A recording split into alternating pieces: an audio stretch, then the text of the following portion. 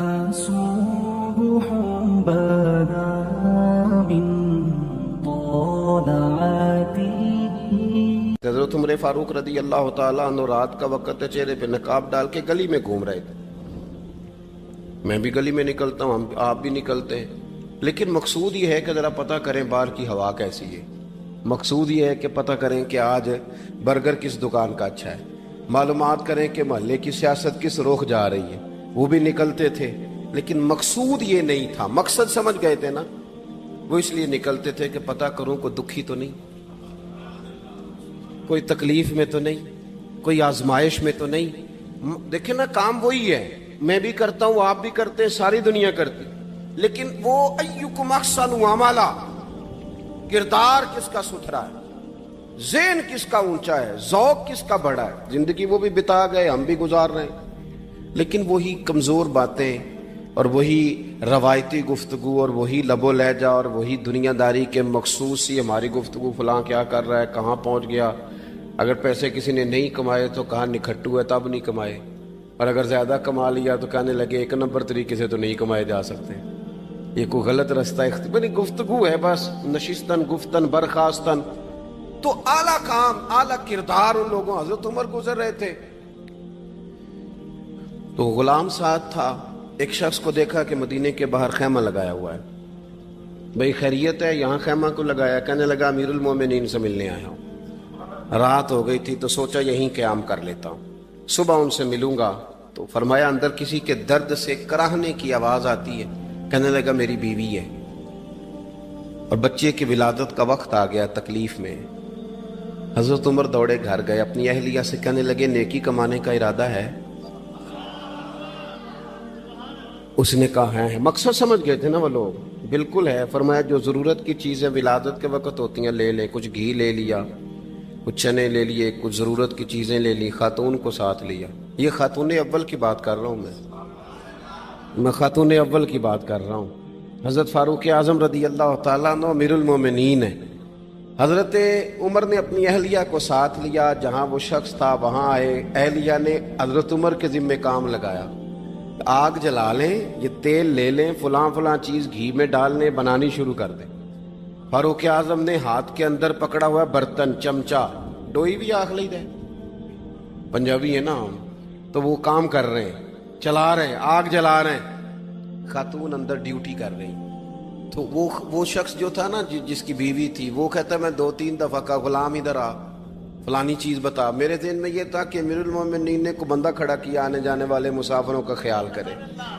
میرے ذہن 2-4 دفعہ میں نے اپنے لفظوں میں بات بھی کہہ دی, لیکن جب اندر میرے بچے کی ولادت ہوئی تو اندر سے میری بیوی بولی اور حضرت عمر کی اہلیہ بولی, اور بول کے کہنے لگی امیر المومنین مبارک ہو, آپ کے دوست کو رب نے بیٹا دیا ہے. وہ شخص کہتا ہے میں باہر کھڑا تھا, وجود تڑپ گیا, آنکھیں برس پڑی, کبھی نہیں رویا تھا پر کیفیت عجیب بن گئی. کوئی تقریر نہیں سنائی, کوئی اعلیٰ شعر نہیں انہوں نے پڑھا. میں نے جوں لے کر ان کے سر سے پاؤں تک دیکھا. میں نے کہا یہ وہی شخص ہے جس کا نام لے تو کیسر و کسرا کانپ جاتے ہیں, یہ وہی شخص ہے. میں نے جمعے میں کہا تھا کہ روب کپڑوں کا نہیں ہوتا, روب تو دیانتداری کا ہوتا ہے. ہاں, بڑا مال کما کے لوگوں نے بنائی ہوتی ہے, کار کوٹھی تو بندے کھڑے ہو کے کہہ دیتے ہیں 2 نمبر طریقے سے آیا ہے. اور 13ویں-14ویں گریڈ کا ملازم ہو تو اس کے سامنے بہت بڑا افسر ڈر رہا ہوتا ہے, یار بندہ دیانتدار ہے, یہ رشوت نہیں لیتا, سفارش نہیں مانتا, یہ میرٹ پہ کام کرتا ہے. تو روب تو آپ کی دیانتداری کا ہے, آپ کی سچائی کا ہے. اپنی زندگی میں جو لوگ مقصد سمجھ گئے, مقاصد پا گئے, کچھ کر گئے, ہم ذرا الجھ گئے ہیں. پہلے اتنا شاندار مکان بناتے ہیں, پھر مرنے کو کس کا دل چاہے. اتنی محنت کر کے جو ہے وہ کوٹھی بنائی ہے تو اب چھوڑ کے کون جائے. وہ تیار بیٹھے تھے, انہیں نبی کریم نے کہا تھا کن فی الدنیا کانک غریب نو عابر السبیل, تم نے مسافروں کی طرح رہنا ہے. او میرے بھائی, کبھی دیکھا ہے ایئرپورٹ پہ مسافر لڑتا ہو کہ میں نے یہ جگہ خریدنی ہے؟ اسے پتہ ہے کہ ابھی فلائٹ آنی ہے, میں نے تو چلے جانا ہے. ریلوے اسٹیشن پہ جو جگہ ہوتی ہے وہ خریدنے کے لیے لوگ رٹا نہیں ڈالتے, انہیں پتہ ہے پہلی ٹرین سے چلے جانا ہے, बस स्टॉप पे झगड़े नहीं होते कि ये कुर्सी मेरी है। जाना जो है मिट्टी दें ते मिट्टी रहना ही, ਐਵੇਂ ਕਾਦੀ ਬੱਲੇ ਬੱਲੇ, ਅੱਜ ਮਿੱਟੀ ਦੇ ਉੱਤੇ ਬੰਦਿਆ ਤੇ ਕੱਲ मिट्टी दे थल्ले।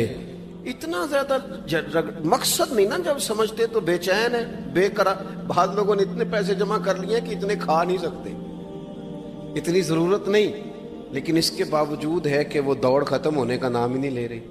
हजरत सिद्दीक अकबर रदी अल्लाह ताला अन्हु अमीरुल मोमिनीन है। बादशाहों के बड़े बात होती है। हमारे मुल्क में ऐसे भी बादशाह गुजरे हैं कि जो सफ़र पे जाते थे तो खानसा में भी ले जाते थे, बावर्चियों को भी लेके जाते थे कि खाना मेरी मर्जी का होना चाहिए। हजरत अबू बकर सिद्दीक ने पानी मांगा,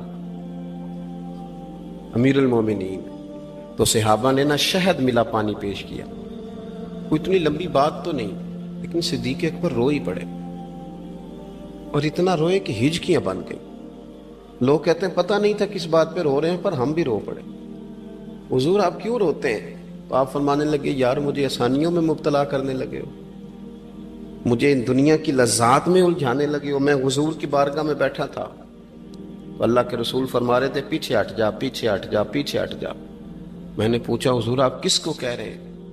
तो हुजूर फरमाने लगे, दुनिया मेरे पास आई थी, वो करीब करना चाहती थी मुझे, तो मैंने उसे कहा पीछे हट जा, मेरे नेड़े ना आना, दूर हट जा। तो हट तो गई है, पर जाती दफा कह गई है, सोनिया आप तो बच गए हैं, पर आपके बाद वाले कैसे बचेंगे? तो मुझे सीने से लगा ले, गले से लगा ले।